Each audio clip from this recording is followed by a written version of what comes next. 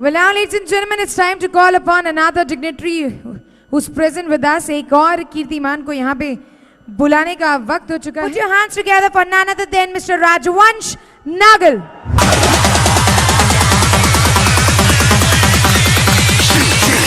Didn't even get to cross.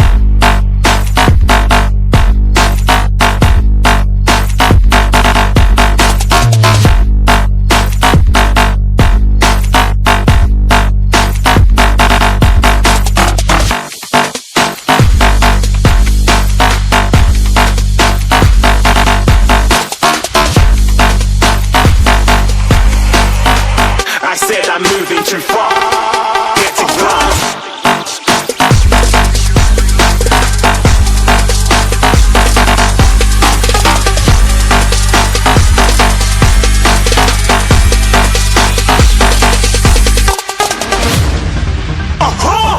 Looking at a shooting star. आप सभी को मेरा नमस्कार. नमस्कार दोस्तों, अभी तो पार्टी शुरू हुई है. दोस्तों मजे आ रहे हैं? आज खुशी का दिन है. कौन सा दिन है? खुशी का दिन है. और मैं यहां बैठे जितने भाई बहन देख रहा हूं, आप मुझे नजर आ रहे हैं सारे के सारे, और मैं सभी के चेहरे पे खुशी देखना चाहता हूं. क्या देखना चाह रहा हूं? खुशी. डायमंड सेलिब्रेशन 2015 में मैं राजवंश नागल आप सभी भाई बहनों का तहे दिल से हार्दिक हार्दिक अभिनंदन करता हूं. स्वागत है आप सभी भाई बहनों का. यह हमारे लिए बड़े गर्व की बात है कि आज हमारी टीम के अंदर नए नए डायमंड बन रहे हैं, और हर व्यक्ति जो आज इस हॉल में बैठा है कहीं ना कहीं एक दिन डायमंड जाना चाहता है. क्या मैं सही कह रहा हूं? लेकिन डायमंड जाने के लिए यहां पर आपने प्रजापति साहब को इतने बढ़िया तरीके से सुना और उन्होंने एक एक बात अपनी रखी. तो सबसे पहले एक जोरदार तालियां हमारे new diamond mister Mukesh Prajapati ji के लिए. जोरदार तालियां होनी चाहिए. मेरा नाम राजवंश नागल, हरियाणा का रहने वाला, किसान का बेटा, पिताजी फौजी परिवार से बिलोंग करता हूं क्योंकि सारे खानदान में फौजी भरे हैं. और मेरा बेटा है वो भी बोल रहा है कि पिताजी सिर्फ एक ही काम करना है, फौज में जाना है बस. तो पूरे खानदान में फौजी, किसान का बेटा. बचपन से ही सपने बड़े थे. परिवार में दो माहौल मिले. एक माहौल कि किसान और पिताजी आर्मी में जवान थे, लेकिन साथ में मेरे चाचा जी आर्मी के अंदर ऑफिसर थे. शुरू से ही देखता था और जिंदगी के अंदर एक इच्छा होती थी कि एक दिन बड़ा आदमी जरूर बनूंगा. घर का नाम मेरा पप्पू है, पप्पूड़ा बोलते हैं प्यार से. और मैं जिंदगी में कभी भी बात आती थी तो सिर्फ एक ही जुनून होता था, बड़ा आदमी बनूंगा, बड़ा आदमी बनूंगा, बड़ा आदमी बनूंगा. और मुझे पता नहीं था कैसे बड़ा आदमी बनूंगा. ऐसे करते करते पढ़ाई लिखाई हुई. 12th तक मैंने पढ़ाई की भारतीय सेना में. टेक्निकल साइड से मैं सेना में चला गया. और सेना में जाने के बाद जब मुझे पहली बार सैलरी मिली तो मुझे आज भी याद है, 93 के अंदर मैं भारतीय सेना में गया था. 94 के अंदर जब मुझे पहली बार सैलरी मिली तो मैं वुडलैंड की जूते लेके आया, जींस की पैंट लेके आया, और जितनी सैलरी मुझे मिली थी वो सारी मैंने सिकंदराबाद में ख़त्म कर दी. उसके बाद ताली एक बार बजाना, बार बार नहीं बजाना. उसके बाद आप सोच सकते हैं, फिर मुझे लगा जब मेरे को आर्मी के पैसे मिलते थे, मुझे लगा इससे ज़्यादा बड़ा काम जिंदगी में हो नहीं सकता, क्योंकि नौकरी वाला आदमी न तो कार ले सकता, न बढ़िया घर बना सकता, न बढ़िया कपड़े पहन सकता. सही कह रहा हूं?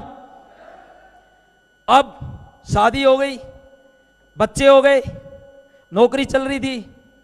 कुछ मैंने एक दो बिजनेस और किए परिवार के लोगों के साथ मिलके, रिश्तेदारों के साथ मिलके. उससे भी ज़्यादा फायदा नहीं हुआ. चाचा जी रिटायर हो गए आर्मी में कर्नल से, और वो पॉलिटिक्स में चले गए.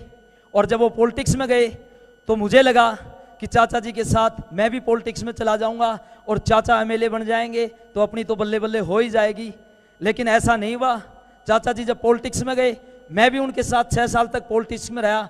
और जब 6 साल उनके साथ पॉलिटिक्स में रहा तो दोस्तों मुझे ज़िंदगी की सच्चाई का पता लगा कि मिस्टर राजवंश नागल, तेरे पास दिखाने के लिए बहुत कुछ है लेकिन वास्तव में कुछ भी नहीं है।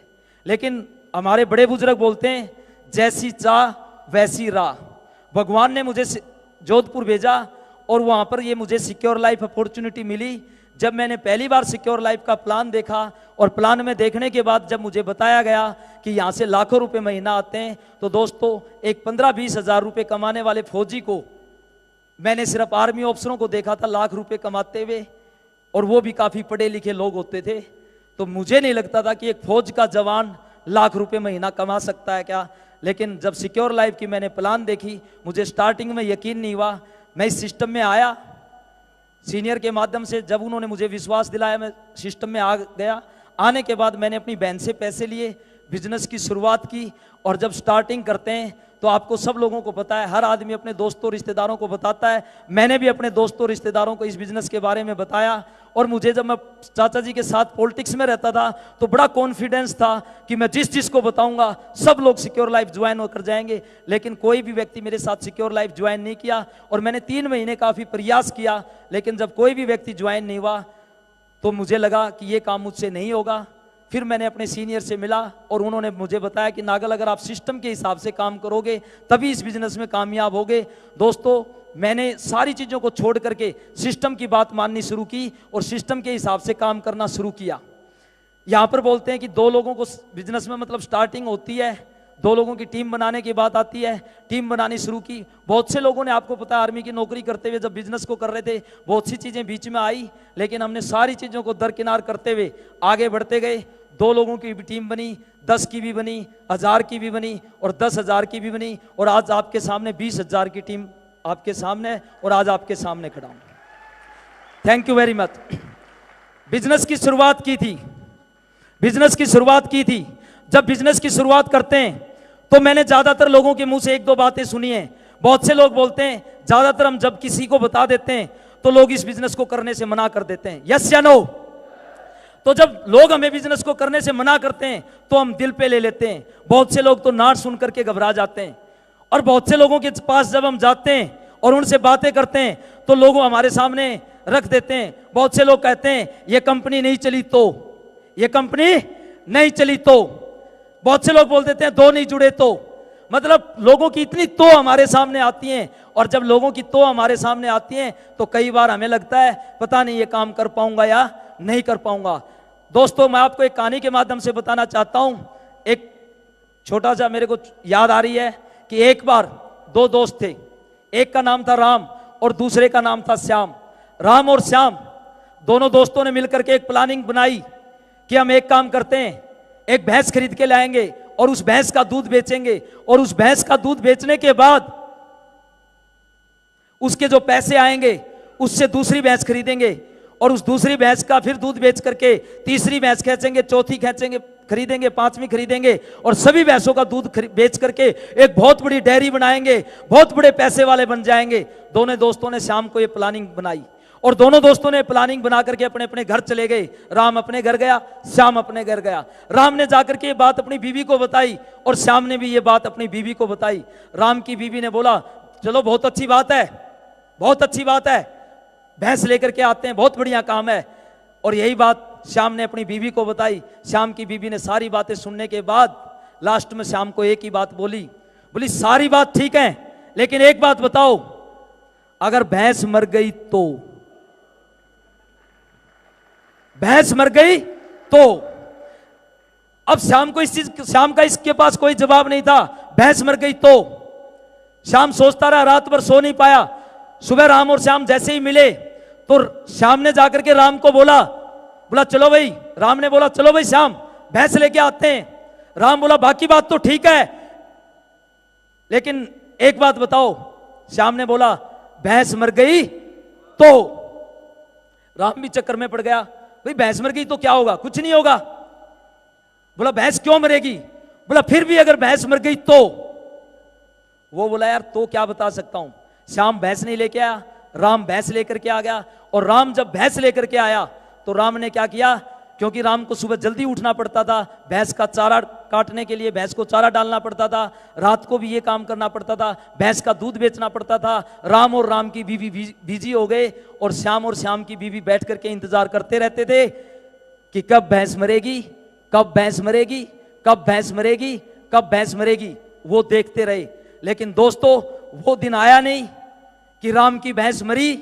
राम की भैंस नहीं मरी, और राम एक दिन एक से दूसरी भैंस ले आया, दूसरी से तीसरी ले आया, तीसरी से चौथी ले आया, और राम पैसे वाला बन गया।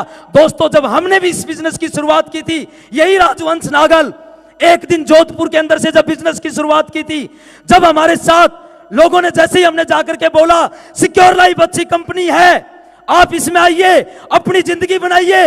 लोगों ने हमारे को बोला अगर ये नहीं चली तो, लेकिन हमने भी बोला अगर ये चल गई तो। लोगों ने हमारे को बोला अगर इसमें लोग नहीं जुड़े तो। एक मिनट के लिए मानो लोग जुड़ गए तो। दोस्तों यही हमारे साथ हुआ। लोगों ने हमें बोला ये काम नहीं हुआ होगा, लेकिन हमने इस उल्टा इस काम को करके दिखाया।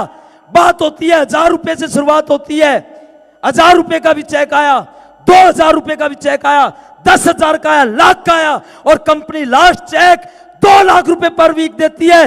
2 लाख रुपए पर वीक का भी चेक आया। यह पावर है इस बिजनेस की। Thank you very much. Motorcycle से बिजनेस की शुरुआत की थी, मोटरसाइकिल से शुरुआत की थी, आज गाड़ी है, 4 व्हीलर गाड़ी से इस बिजनेस को मेंटेन कर रहे हैं।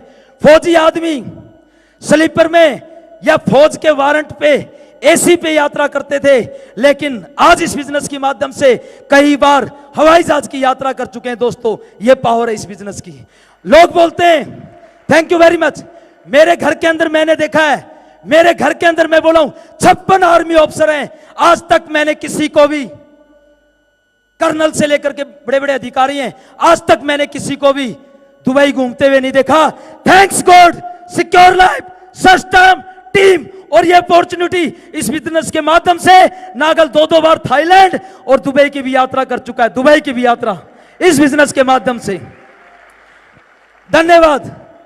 दुनिया का 7 स्टार होटल जिसके अंदर आदमी जाने के लिए सोच भी नहीं सकता, फौज का एक जवान, सोचना बहुत बड़ी बात है, उस होटल के अंदर खाना खा के आता है, कितने गर्व की और फकर की बात है। यस या नो डियर फ्रेंड, ये सारे का सोरा सौभाग्य आज बीवी सामने बैठी है, बच्चा बैठा है, मेरे माँ बाप, भाई भी इस हॉल में, पूरा परिवार सुखी है, हम खुश हैं। Happy life secure life. और इसी राजवंश नागल ने इस सिस्टम के माध्यम से 75 लाख रुपए की इनकम की है। 75 लाख रुपए की यह पावर है इस बिजनेस की। जो आपके सामने खड़ा हूं, जब शुरुआत की थी उस टाइम पर भारतीय सेना में जो मुझे सैलरी मिलती थी, मैंने 18 साल फौज की नौकरी की है, जितनी मुझे सैलरी मिलती थी उतना पर मंथ आज गवर्नमेंट को टैक्स जाता है। That is the power of secure life. यह सिक्योर लाइफ की पावर। धन्यवाद। रियल बताएं, अगर मैं नौकरी करता रहता तो यह काम होता क्या? यह लाइफ होती क्या? यह लाइफ होती? आप में से कितने भाई बहन ऐसी लाइफ चाहते हैं? हैप्पी लाइफ सिक्योर लाइफ सभी लोग चाहते हैं।